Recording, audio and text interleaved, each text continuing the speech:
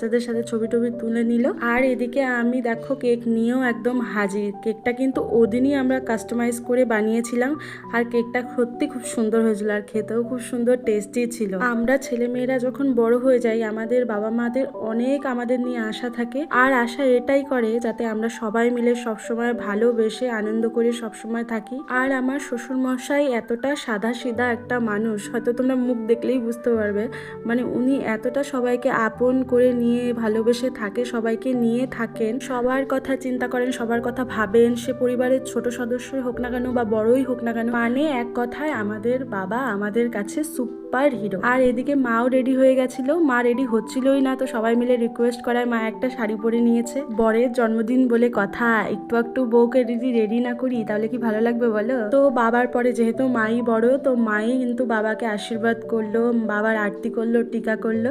তো এবার কিন্তু কেক কাটিং এর পালা। তোমরা যারা যারা দেখছো তারা কিন্তু আমার শ্বশুর মশাইকে অনেক অনেক অনেক শুভেচ্ছা জানিয়েও উইশ করো। ওনার বাকিটা জীবন জানি খুব ভালো মতো কাটুক, উনি সুস্থ থাকেন, আর আমাদের সবাইকে নিয়ে এভাবেই ভালো করে হাসি মুখে থাকতে পারেন। তো এদিকে কেক কাটিং এর শেষে আমরা একটু মাকে বলছিলাম যে মা একটু গোলাপ ফুল বাবাকে দাও। এই গোলাপ ফুলটা কিন্তু আমরা নিয়ে এসেছিলাম। আমাদের সবাইকে সামনে দেখে প্রত্যেকবারের মতো আমার শাশুড়ি মায়ের লজ্জায় দেখো লাল টমেটো হয়ে গেছে একদম। দেখো মনে হচ্ছে কালকেই বিয়ে করে এসছে, এতটা লজ্জা পাচ্ছে বরের দিকে তাকাতে।